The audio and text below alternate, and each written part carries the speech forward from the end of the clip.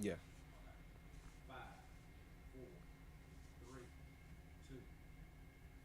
Hello, my name is Benjamin Jones, and I will be reading The Crown, an ode to the fresh haircut. Written by Derek Barnes and illustrated by Gordon C. James.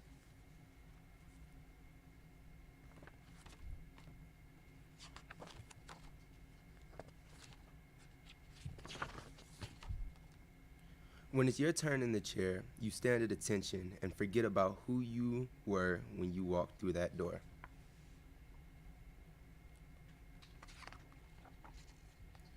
You came in as a lump of clay, a blank canvas, a slab of marble. When my man is done with you, they'll want to post you up in a museum. That's my word. He'll drape you like royalty with that cape to keep the fine hairs off your neck and your pricely robes. It's amazing what a tight fade, low, high, bald, does for your confidence. Who knows, you might just smash that geography exam tomorrow and rearrange the entire principal's honor roll. A fresh cut does something to your brain, right? It hooks up your intellectual. You're a star, a brilliant, blazing star. Not the kind that you find on the sidewalk in Hollywood. Nope, they're going to have to wear shades when they look up to catch your shine. He'll lean you back in the chair, dab that cool shaving cream on your. It frames your swagger. The cute girl in the class across the way won't be able to keep her pretty eyes off of you. Her friends will giggle and whisper, "Girl, he is so fine."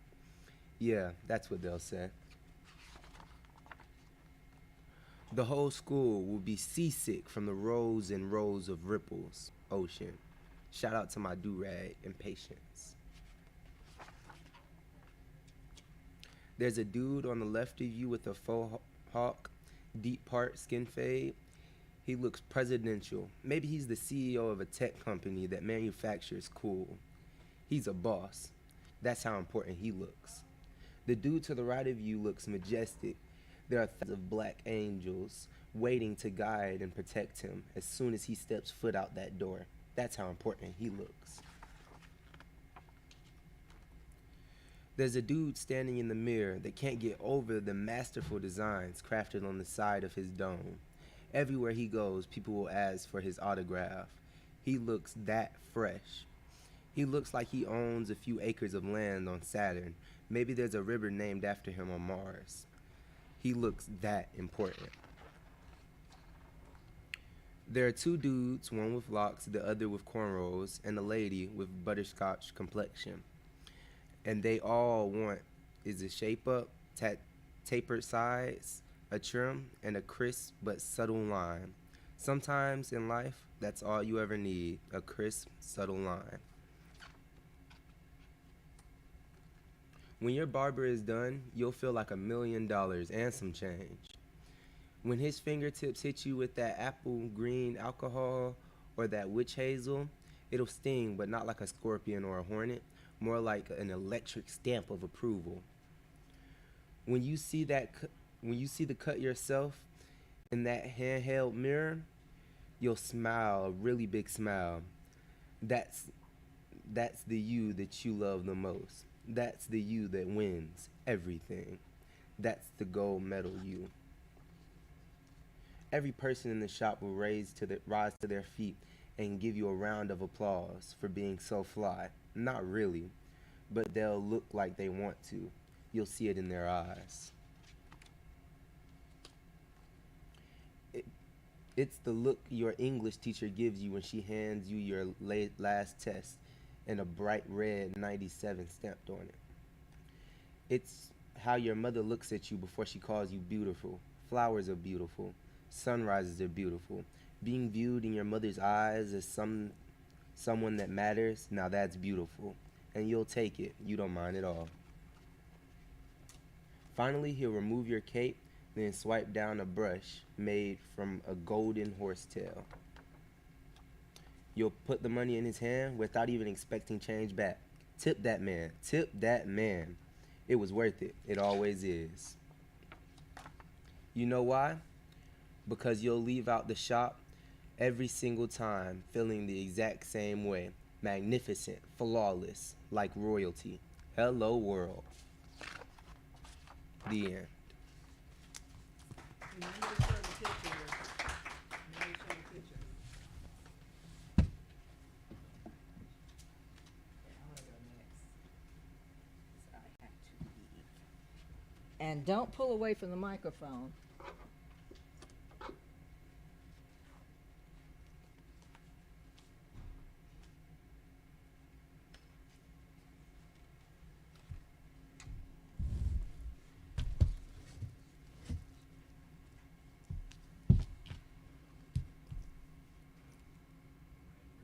Mm-hmm. All right, 5 seconds. 5, 4, 3, 2. Hello, I'm Angela Reed, and I'll be reading a book called The Undefeated. It's by Kwame Alexander, and Kadir Nelson is the illustrator.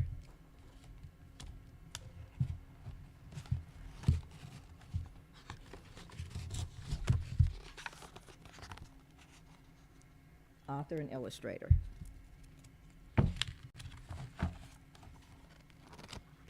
The Undefeated. This is for the unforgettable, the swift and the sweet ones who hurdled history and opened a world of possible. Does anybody recognize who this is? Jesse Owens, very good. The ones who survived America by any means necessary.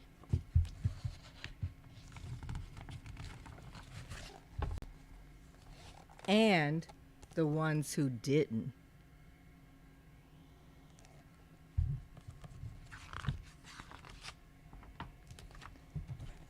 This is for the undeniable, the ones who scored with chains on one hand and faith on the other.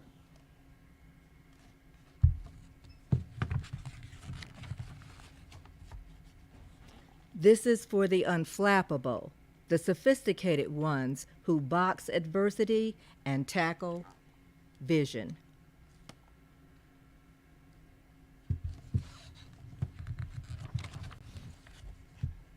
Who shine their light for the world to see and don't stop till the break of dawn. Anybody recognize any of these folks?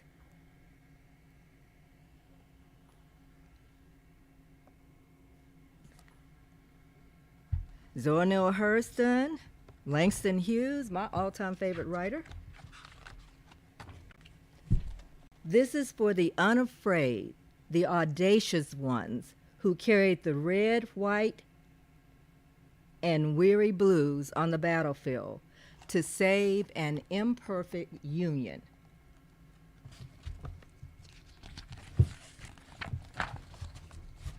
The righteous marching ones who sang, "We shall not be moved," because Black lives matter.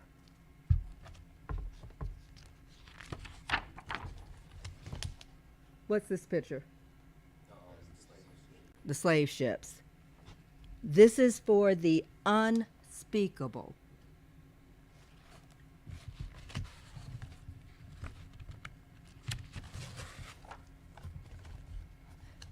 This is for the unspeakable. Who are they? They were killed in Alabama, the church bombing. That they used to call Birmingham Bombingham. Again, this is for the unspeakable.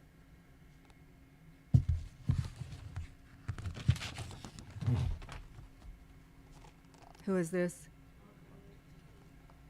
This is for the unlimited, unstoppable ones, the dreamers, the doers who swim across the big sea of our imagination and show us the majestic shores of the promised land.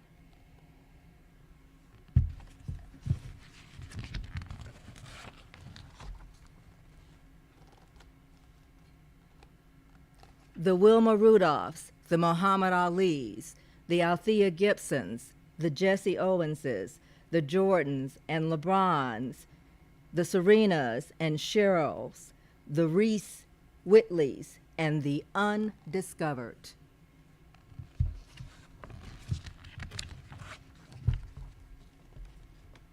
This is for the unbelievable, the we real cool ones. This is for the unbending, the black as night is beautiful ones.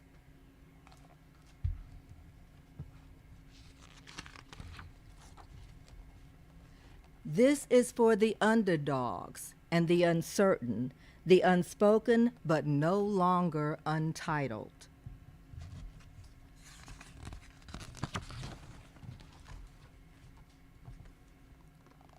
And this is for the undefeated. This is for you and you and you. This is for us.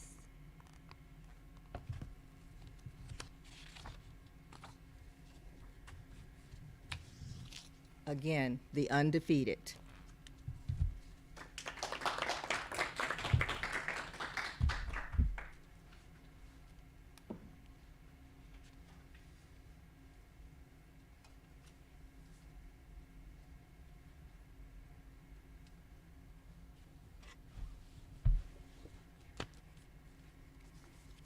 Ready? All right, 5 seconds. 5, 4, 3, 2. Hello, my name is Cameron Snowdy, and I'm reading my very favorite book in the whole wide world by Malcolm Mitchell.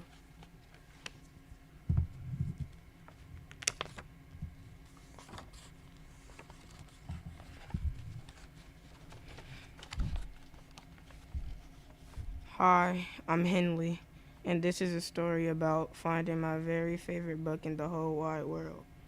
Reading can be hard, you know. Once upon a time, everyone thought I hated to read, but that's just not true. In some books, the words are too big, the sentences too long, and there are way too many pages. In other books, the pictures have zero to do with cool things like or with what's inside me. I do try, but some books are so giant if I stood on them, I would turn into a giant. Other books are so boring, I'd rather use them as pillows. When I'm supposed to be reading homework, I'd rather play football in the backyard. When I'm asked to read the cookbook to help make dinner, I would rather see how many grapes I can fit into my mouth. Once I took a wagon full of books to the town swimming pool to find out how good they could swim. When I tried to read about dinosaurs, they made my brain hurt, so I gave the books back to dinosaurs. I've tried reading books about mountains, pickles, aliens, monsters, cats chasing mice, and mice chasing cats. I even found a book about cats chasing mice up a mountain while aliens eat pickles with monsters. But none of those made reading easier or more fun. But that all changed when Mrs. Joy gave the worst homework assignment ever. Find your very favorite book in the whole wide world and bring it to school tomorrow. It can be a book about anything. Just make sure you love it because you'll be sharing it with the class. The school bell sounded like 100 horns blowing in my ear. Thinking about the yucky homework assignment gave me a super headache and made my hands sweaty. On the way from home, I stopped by the mighty library hoping to find any book that could be my very favorite. My friends went into the library ahead of me. When it comes to finding books, I'm not so fast. Inside, there was a nice man sitting behind a jumbo-sized desk. I asked him if he could help me find my very favorite book in the whole wide world. He showed me about science and adventure and squishy animals. He flipped through the pages of books about flags, farms, and holidays. He'd found plenty of books with twisty big words, sentences as long as my legs, and pictures that tangled the pages. It gave me the heebie-jeebies. When I saw my friends in the middle of the library having fun and reading, I felt more lost than ever.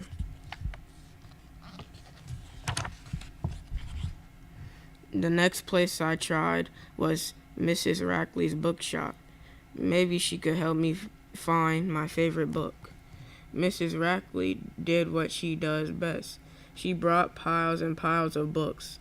I looked and looked and looked, but I couldn't call any of them my favorite book in the whole wide world.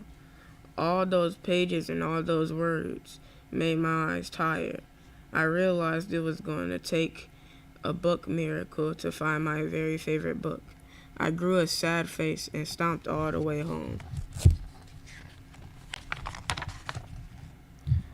Mama was unloading the dryer, and she could tell that I was having a crummy day. I told her about the worst ever homework assignment. The librarian and Mrs. Rackley tried their best to help me find a book, but it was no use. I'll never find my very favorite book in the whole wide world. With a voice as warm as rolls from an oven, Mama said, "Henley, sometimes the best stories can be found inside ourselves." After a sweet kiss on the forehead, Mama's words lit up inside me. That's when I had a brilliant idea. The next morning, I could hardly wait for my turn to share my very favorite book in the whole wide world. I stood proud as all eyes in the reading circle stared at me. Everyone thinks I hate to read, but that's not true. Yes, sometimes words are too big and some sentences are too long, but that's not my biggest challenge. Before today, I just hadn't found a book I wanted to read. I hadn't found the words or pictures or pages or sentences or subjects that showed me me. So last night I wrote a book. It's called My Very Favorite Book in the Whole Wide World. It's about a big, fat, bumpy journey to finding the perfect book. And my book has words and pictures and pages that show me me and that show you me. When I started reading my book out loud in front of everyone to hear, I struggled, but soon my words began to flow. The pictures I drew danced off the pages. Everyone can have a very favorite book in the whole wide world, even if they have to write it. When I was done telling my story, all my classmates clapped and cheered. My teacher gave me a gold star on my homework, and that's the truth. The end.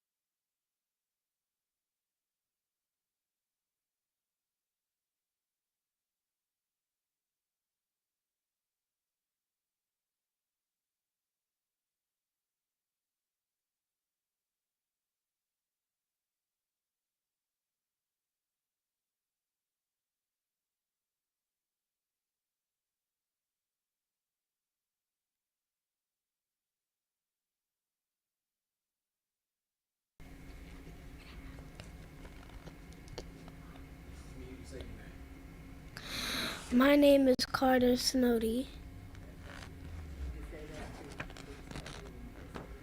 All right, I'm gonna give you 5 second countdown. Let you go for it, okay? Okay. 5, 4, 3, 2. My name is Carter Snowdy, and today we're reading Hair Love by Matthew A. Cherry, illustrations by Vashti Harrison.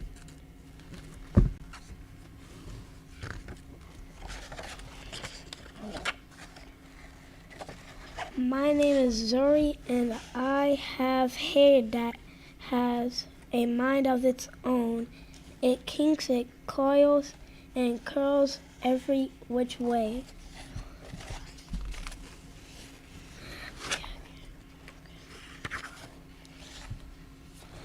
Daddy tells me it is beautiful. That makes me proud. I love that my hair lets me be me.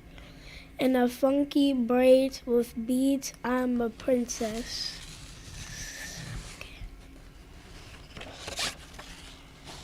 And when my hair is in 2 puffs, I'm above the clouds like a superhero.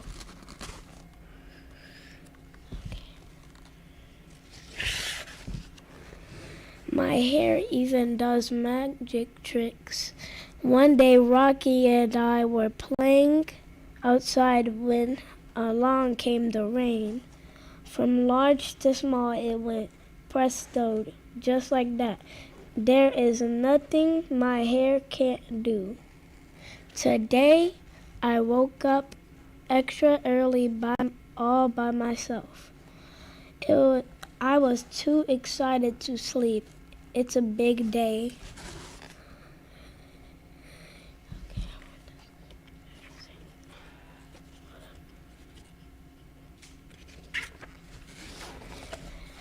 Daddy was still sleeping. Shh, I said to Rocky. We tiptoed past him. Lately, Daddy has been worn out. He makes me breakfast, takes me to school, goes to work, picks me up, and yesterday we went for a bike ride around the park. I think he needs the break. Because today is special, I want a perfect hairstyle. This calls for a professional touch. Crack, paws off, Rocky. Daddy heard the crash. Zuri, what on earth? He asked.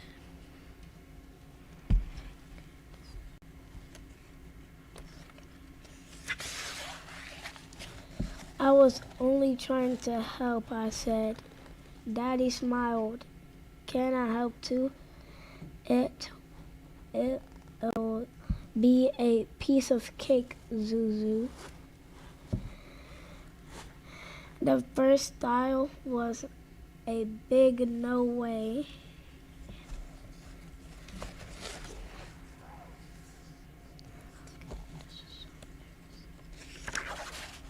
The second style was no better. No, Daddy. Then Daddy tried slicking my hair back into 2 puffs. Ouch, Daddy yelled.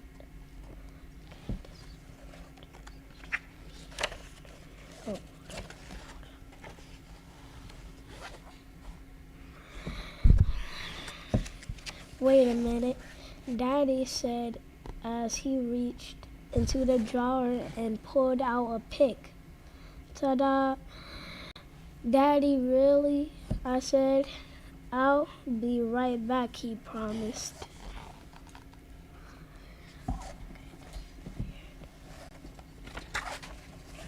Now, how's that? He asked, pulling a hat down over my eyes. Daddy, come on, we can do better than that. I really need my hair to be special. Don't worry, he said. We'll figure this out. Then I had a great idea.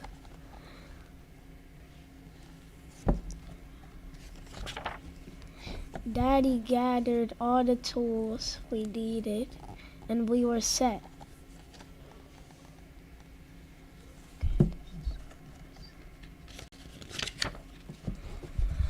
Watching carefully, Daddy combined partied, ollied, and twisted. He nailed it. Funky puff buns. Pretty, and so much fun. Rocky approved too. Click.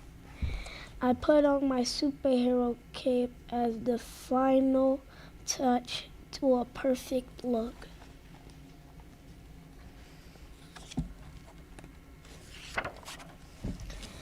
Where's my Zuzu?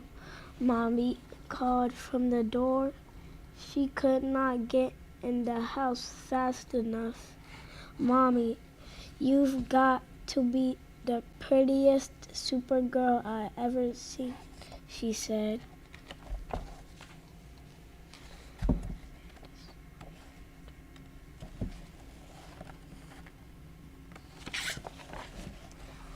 Welcome home, Mom. And your hair is beautiful, Zuri. Who did it? I looked at Daddy and beamed. Mommy smiled. Very nice. Thank you. We learned from the best. Daddy said as he gave her a big hug.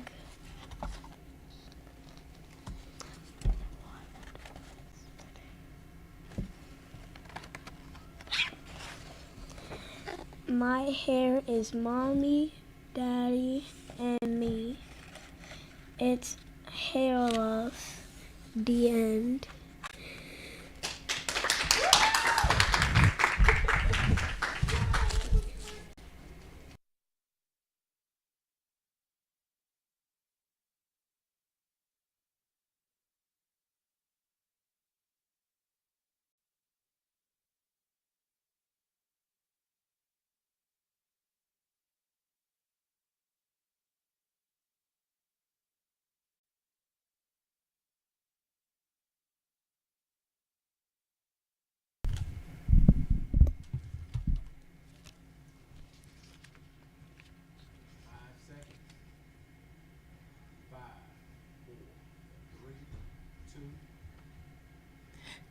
Hello, I am Gwen Mason, and today we are sharing The Me I Choose to Be.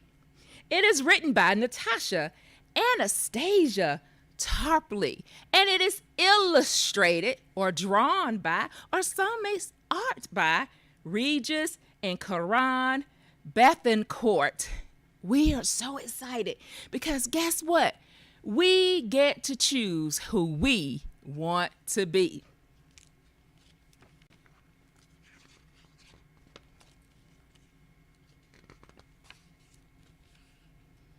Some may think they know who I am, but here is what you must understand.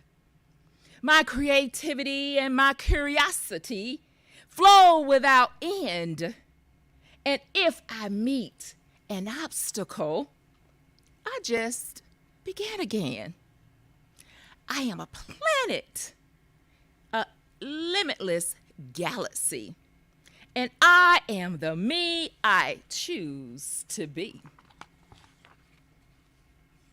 I am a weaver of words that quickly take flight and stretch into stories, fluttering off into the night.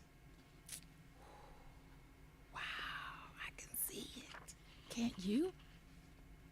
I am a conjurer, imagining realms that aren't you there. I am a maker, a creator. I can see it in you too. Shaping a world we all can share.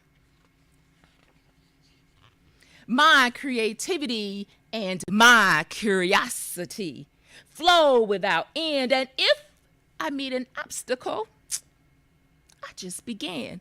I can. I am a planet, a limitless galaxy, and I am the me that I choose to be. I am joyful and bubbly, rushing river. I am sad as a trickling tear. I am a tiny bird watching the world from afar. I am a friend who loves to be near, and there's something about me maybe harder to see. I am not that cool. I don't always know what to say, and every so often, I might go the wrong way. Sometimes it seems I have two left feet, but that just means I am a free spirit. I move to the rhythm of my own heartbeat. It's really cool to be me. I am a star dancing across the night sky. I am the night sky unnoticed as stars fly by. It's hard not to care when people pretend you aren't there. But then I remember my creativity and curiosity flow without end, and if I meet an obstacle, I just begin again. I am a planet and limitless galaxy, and I am the me I choose to be. I'm a superhero, yet unnamed. I am a laughter that falls like rain, making room for joy to grow. I am a gardener, planting dreams the world will know. I am wind with the strength to bend trees. I am light traveling the universe with ease.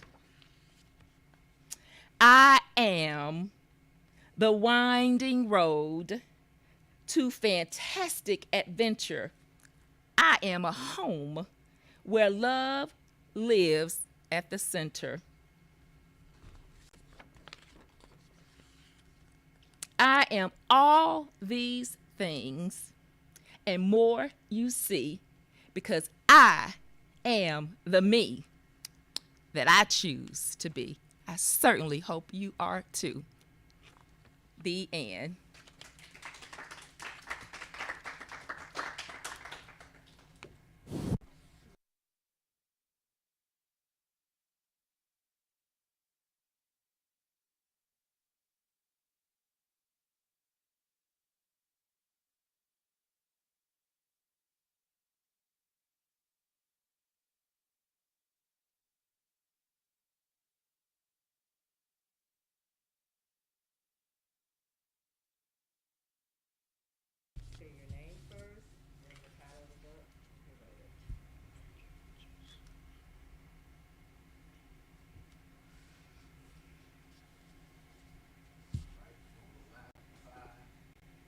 Seconds. 5, 4, 3, 2. My name is Asher Harris, and the name of this book is called Wakanda Forever. The author of this book is Frederick Joseph.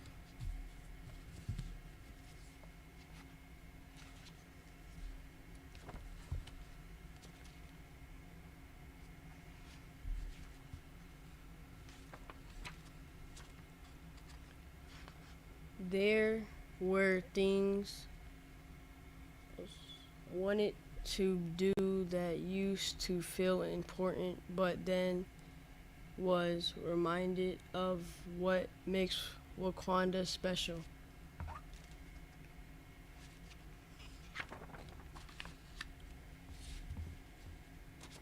Even since assessed it could remember, she wanted to join the door